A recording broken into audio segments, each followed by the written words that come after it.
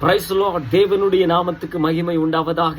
நீங்க நல்லா இருப்பீங்க, நிச்சயமாய் நீங்க ரொம்ப நல்லா இருப்பீங்க. ஆமென். இந்த 1ஆம் தேதி, இந்த 4வது மாதத்தை ஆண்டவர் நம்மை காணும்படி செய்திருக்கிறார். ஆமென். இந்த காலை வேளையில் ஆண்டவருடைய வார்த்தை உங்களுக்கு முன்பாய் வைக்கிறேன்.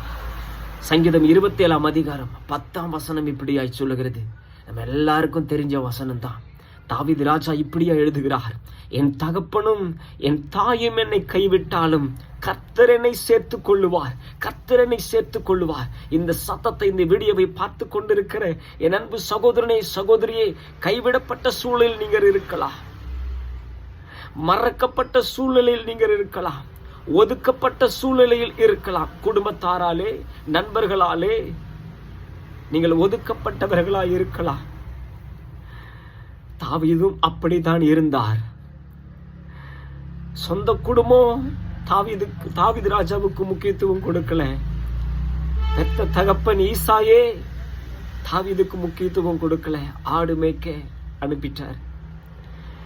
ஆனால் ஆடுகள் மேய்த்து கொண்டிருந்தவனை கர்த்தர் நினைத்தார். ஆடுகள் மேய்த்துக் கொண்டிருந்த தாவீது ராஜாவை கர்த்தர் நினைத்தார்.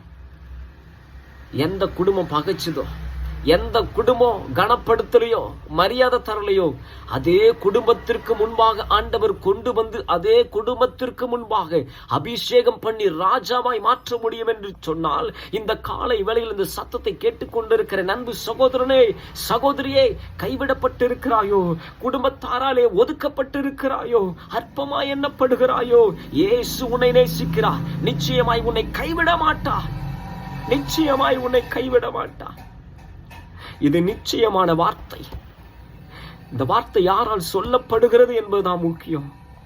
ஒதுக்கப்பட்டவர், மரியாதை கிடையாது. ஆடு மேய்க்கிறவங்களுக்கு என்ன மரியாதை இருக்கும் யோசிச்சு பாருங்க. ஆனால் கர்த்தர் உயர்த்தி வைத்தார். ஆண்டவர்கிட்ட ஒரு குணம் இருக்கு, என்ன தெரியுமா? அப்படி அற்பமா எண்ணப்பட்டவங்களை ஆண்டவர் கொண்டு வந்து அவர்களை ஆசீர்வதித்து அவர்கள் எல்லையை பெரிதாக்கிட்டு அவர்கள் சந்ததியை கர்த்தர் நினைப்பார், காப்பாற்றுவார். தாவீதினுடைய சந்ததியை கர்த்தர் நினைத்தார், கைவிடல.